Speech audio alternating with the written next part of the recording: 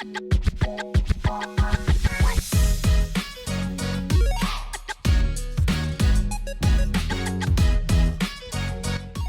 everybody, and welcome to the show. I'm James, that's Katie, and that makes this a special bonus episode of the Cloud Control Gaming Podcast.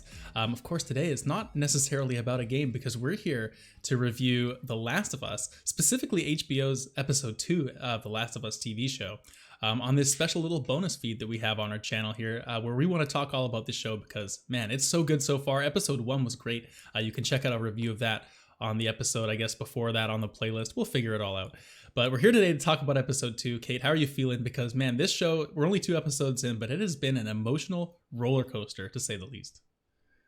Absolutely. I am, for anyone listening, I'm keeping score of the episodes that I cry in and the episodes I managed to make it through the whole thing.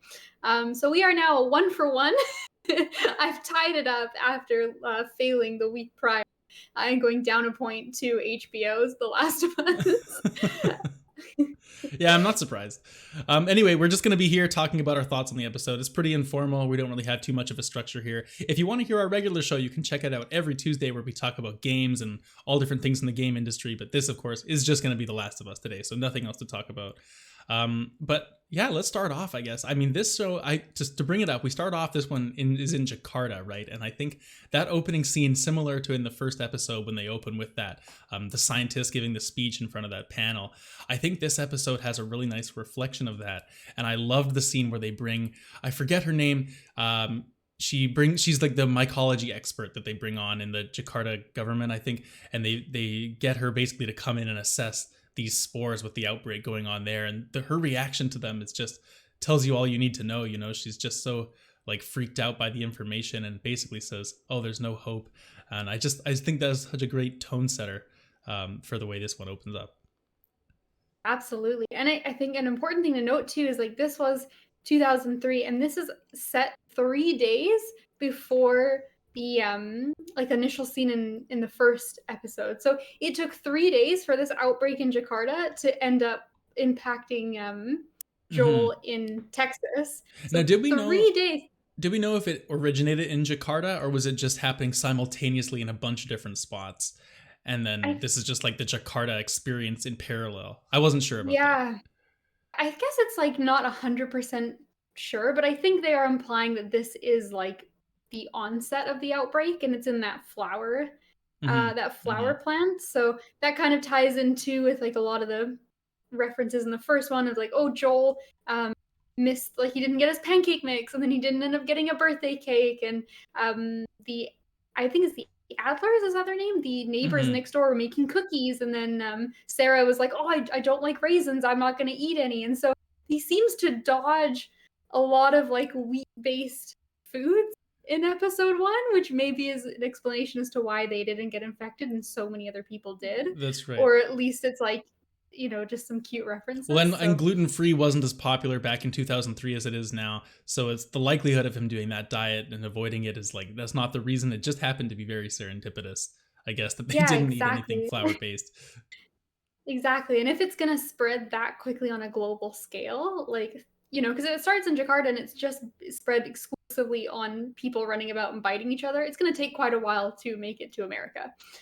But this took place in the span of 3 days. So obviously we're looking at like imports and stuff here. It makes sense. And it's just kind of an interesting little tidbit of how everything started, which we talked about the first episode, where we're getting a lot of backstory that isn't necessarily explicit in the games.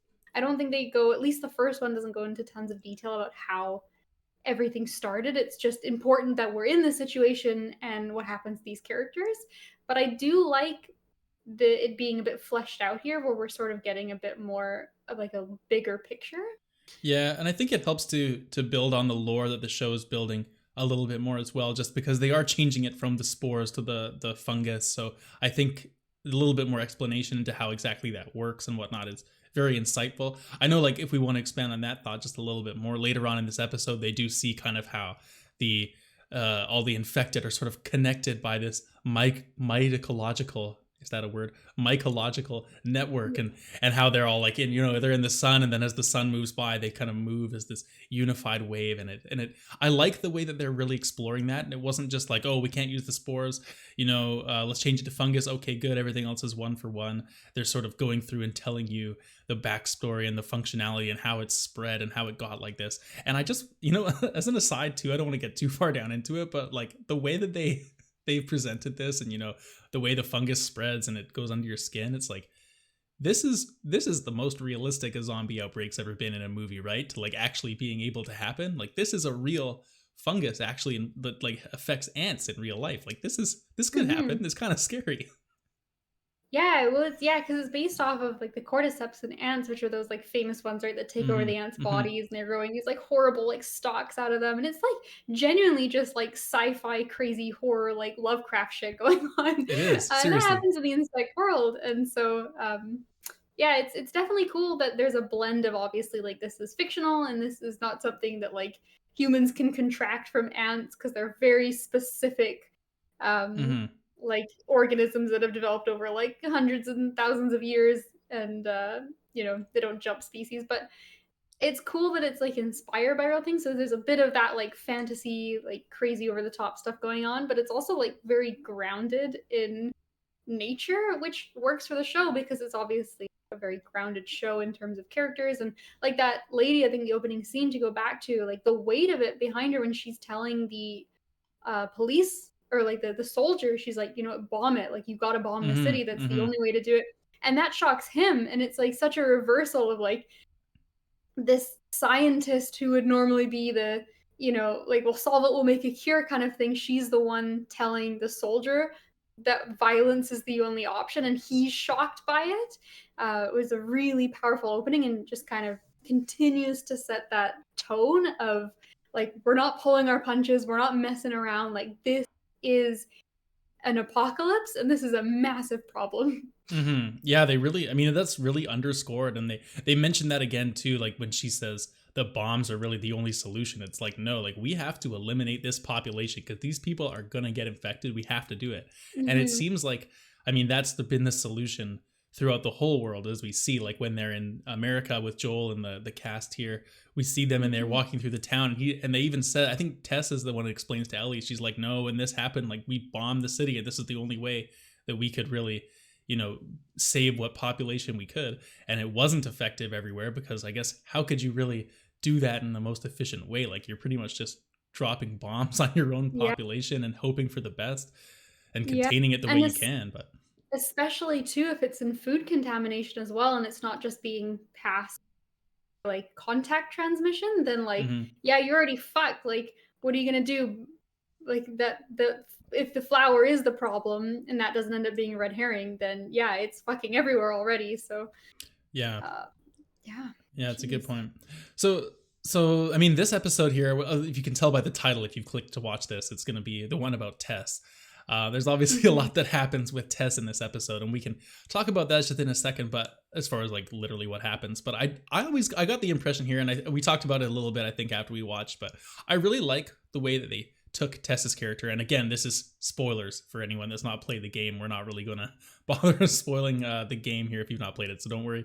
Or so be careful what I mean, but we all knew Mhm. Tess was So gonna. actually worry. We actually worry. Sorry, I got ahead of myself there. But we all know what's gonna happen to Tess, and was likely gonna be the episode that was, that was gonna be the one.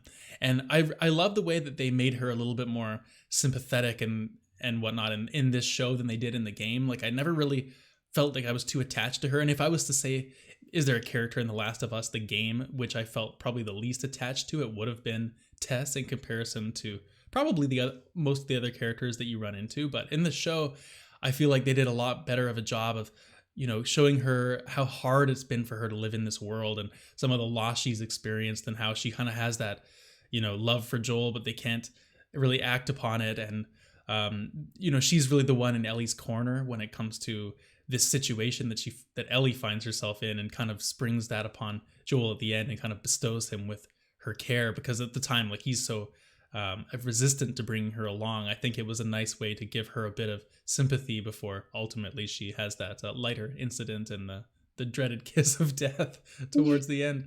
But I liked what they did with Tess, I guess, is the summary of what I'm trying to say. And you know, it was a good performance. I don't think we'll see too much more of her after this one, though. Yeah, I agree. I think it's a combination of both Tess and Joel are slightly softer in this show so far than they were at the beginning of the game.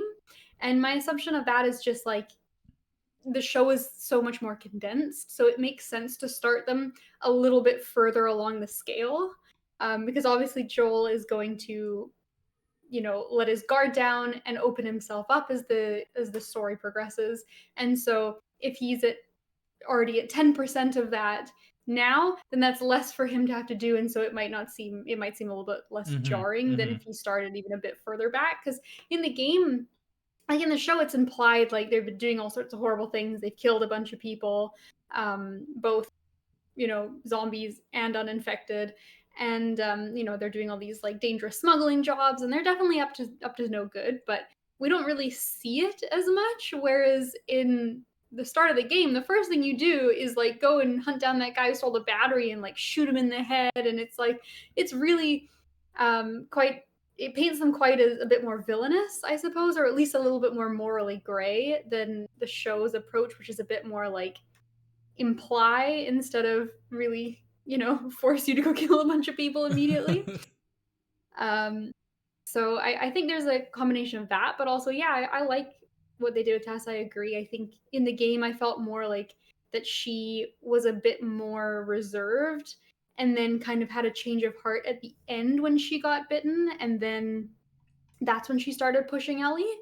But I think here in the show, it happens a little bit earlier. Like she starts to build that connection with her while they're walking and they're talking about, um, you know, like what happened and during the outbreak, and they're talking about like, you know, what kind of zombies there might be, like Ellie's, or and like just kind of getting a little bit more information, and they would get a bit closer, and Tess seems to kind of believe Ellie's story a little bit more quickly, and that there is something special to her, which then obviously still ties into the same ending of like, Joel, you have to do this, like for me, for us, like, you know, it's the one thing I'm gonna ask of you. I've never asked anything of you.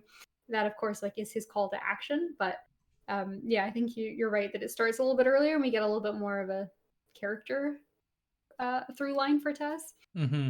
And am I stupid too? Like, obviously, there. I think it's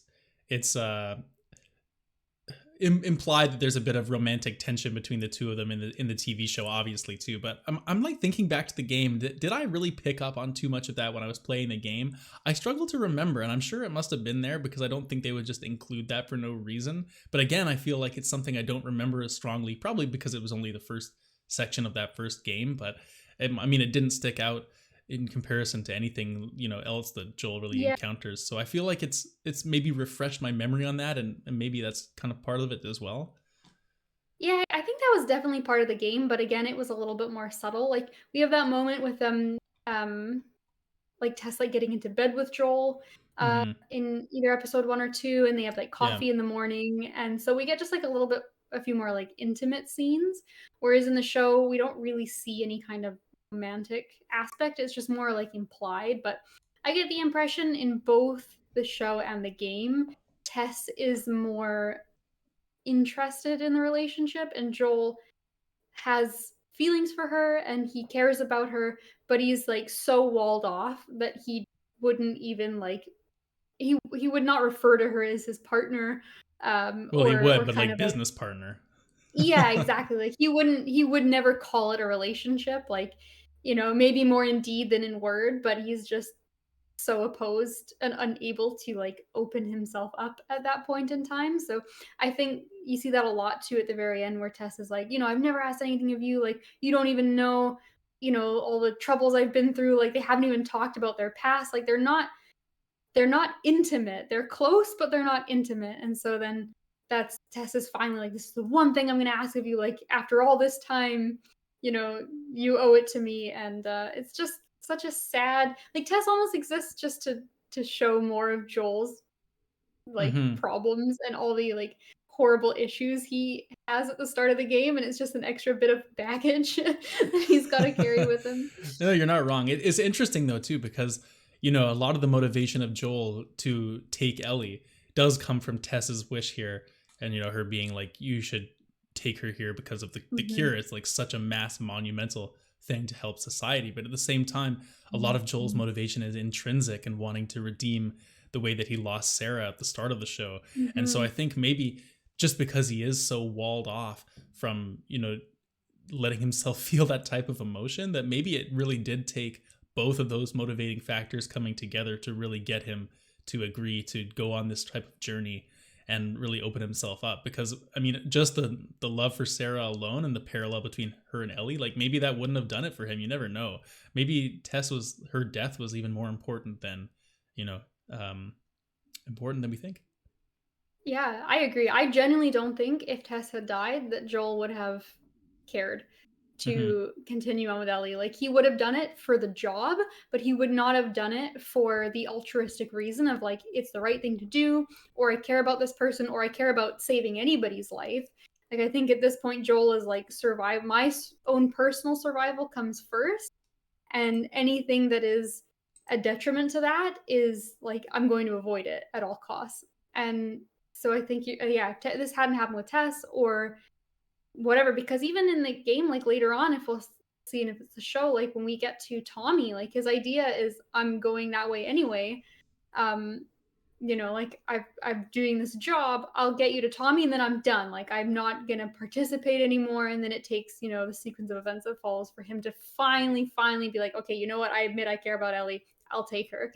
And then obviously even too what happens at the end of the game, right? Like there's an argument to be made that Joel's still not necessarily a good person. Like he loves Ellie at the end and he commits to that relationship and he's opened himself up and agreed to love again, but he's not necessarily like doing the right thing either, right? So I think that's one of the I, things. Like, how do you live in a world like this? And always, is there ever a morally good, an entirely morally good answer to a lot of these things? You know, like he still has to sacrifice Ellie to get the cure.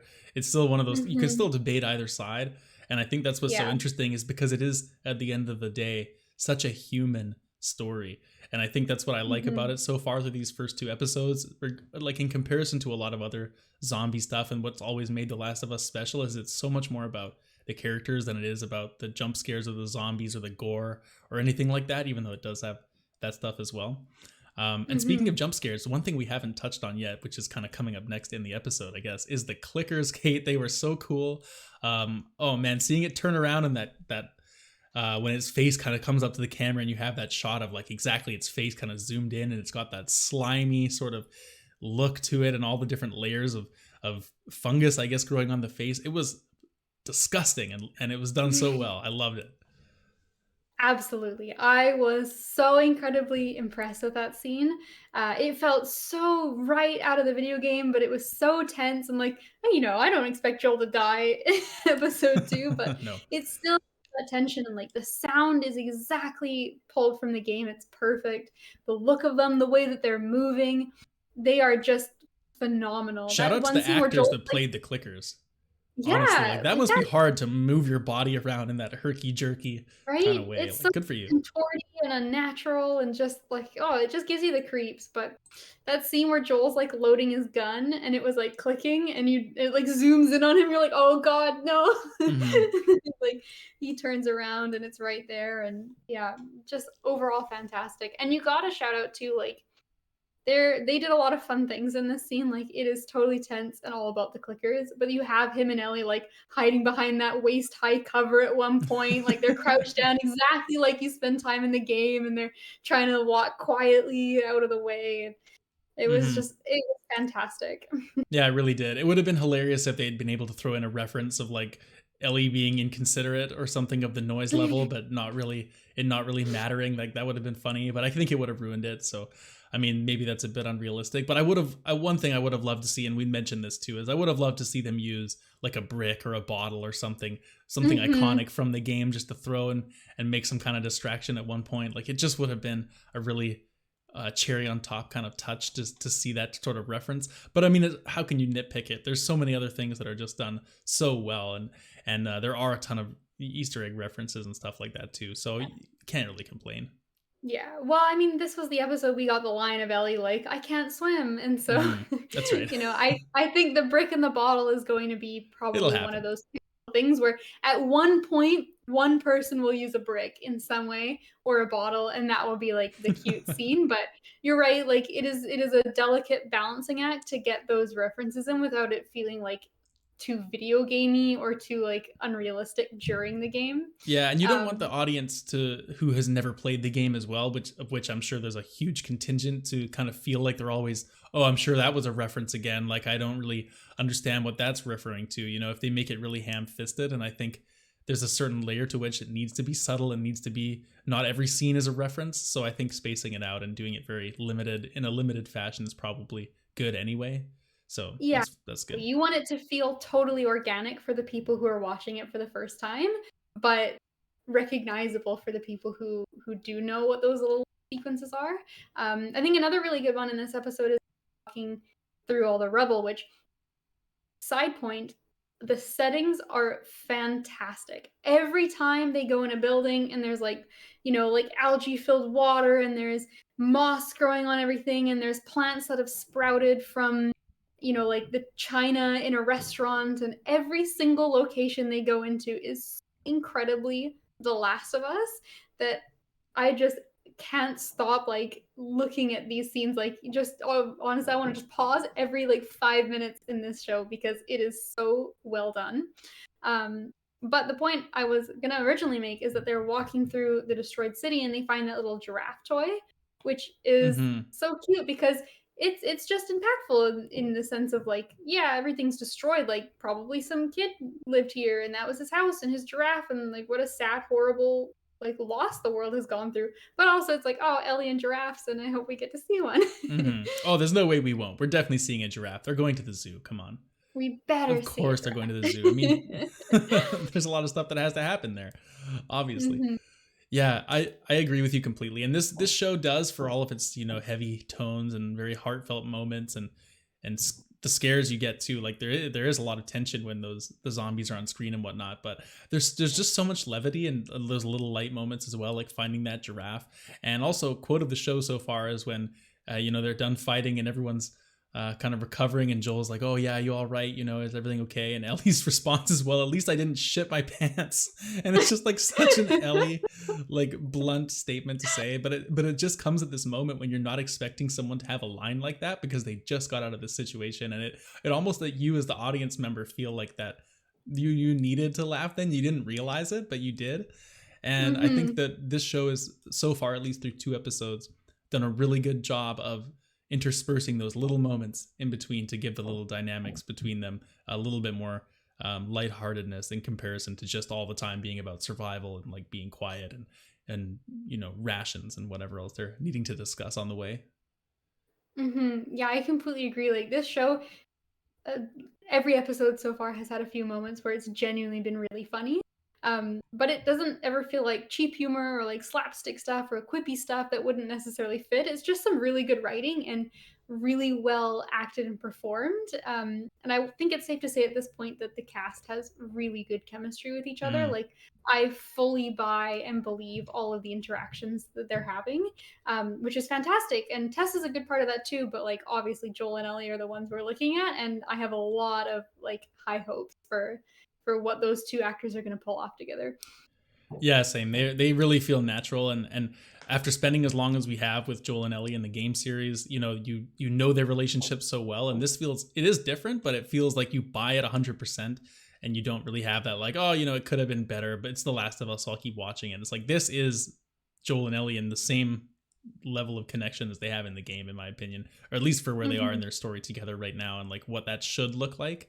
I think it's exactly Hmm. bang on. Absolutely. And it helps that they're kind of, pulling a lot of stuff directly from the game. Like, we have that moment, which is basically like verbatim, where they're at the top of the building and they're gonna cross, which of course they use that little like Hmm. slab of plank of wood to get across, which is 10 out of 10 Last of Us. Um, but they're looking at the view and Joel's asking Ellie, he's like, "Oh, is it everything you dreamt it would be?" kind of thing about like finally getting outside because she's never been out of the QZ before. And she looks at him, she's like, "Well, jury's still out," and like it's just kind of like one of their first sort of warm moments that they have together, and it's quickly interrupted by, the necessity to keep moving, and Tess is still there. And Ellie, does her little plank walk as she does, but it was just like such a touching moment of like, oh, I remember that from the game, but also like, damn, they really nailed it. It's true. It's true. I don't know if you had anything else before we get to the finale of the episode here, but it was quite a grand finale. Lots of fireworks, you could say, at the end. And we've already touched on it, I guess, too, with Tess's death there. But man, like the way that they they contrast it with her inability to have that relationship with Joel and confess her love, and then the way that she ends up going out is by essentially French kissing a zombie in a very fungus-filled interaction. Very weird, and not very pleasant, I'm sure, for her. But it was a great contrast between like, oh, she never got it with Joel, and here she is, this attractive young zombie fellow coming up at the end to seal her final moments with a lovely embrace. Thank God she got that lighter to the ground in time. Oh, I mean, all she needed was a spark from that zombie, right? That's right. But yeah, I mean, this was a little different from the game, obviously, because the threat was different. Mm-hmm. In the game, she ends up just staying back and fighting them off with a gun, right? It's just implied that she just fought until she couldn't fight anymore. So I think it's not zombies. It's not the infected in the game. I believe it's either some raiders or another faction that are chasing him, right? Maybe I think it's those people? ones. I think it's those people that they walk in and find dead. Because they at one point in this episode, they walk into a room and they find a bunch of people kind of on the ground, and they're like, oh, this one guy turned and they all decided they needed to kill him, and they couldn't decide, and they all just ended up dead. I think those were supposed to be the group of people that she had to fight off in the game. Yeah, exactly. I think that's the case. But in the game, it's a firefight, and she kind of, amounts to the similar kind of thing of like, okay, run, like, buy you some time. But I actually kind of like this one more. It's just, the infected are obviously just more interesting than, some factions of people that they don't get on with. I mean, it works better in the game, right, for saving the zombies for a little bit later, and there's some pacing aspects to it as well. But I like this change. I think it was fantastic.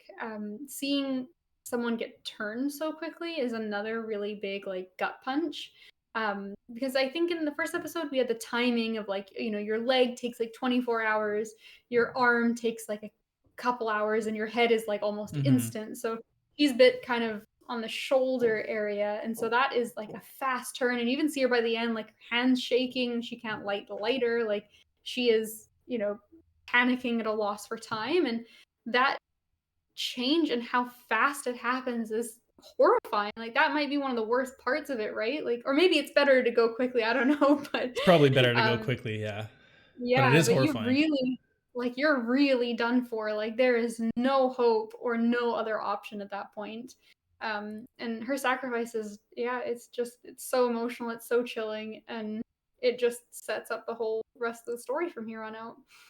100%. A story which we'll be talking about right here in this playlist as we continue to watch the episodes every single week. I think that's all I have to mention about this episode. I liked it a lot. I would say the first one was probably more exciting. I think this was maybe a little bit more of a setup episode, even though obviously a ton of stuff happened and we got to see clickers, and we, obviously the Tess death at the end there. But I'm really excited to see where the series goes. Obviously, it's been fantastic after 2 episodes. That's where I'm going to leave it for now from me. Anything left from you before we finish this one off? No. I think you summed it up. The only thing I can say is next episode we're gonna meet Bill and Frank, and emphasis on the and Frank. Not Anne Frank, everybody, and Frank. Not Anne Frank. Can you imagine if she was in the show? Well, that really just wouldn't be even close to canon. No, that doesn't quite work. We're gonna change a few things, but maybe not that far. Yeah, episode 3 definitely is going to be an interesting one. Perfect. Okay, well, until next time, everybody, this has been Cloud Control, the gaming podcast and sometimes TV review podcast. That's not just good, it's good enough, and we'll see you on the next episode.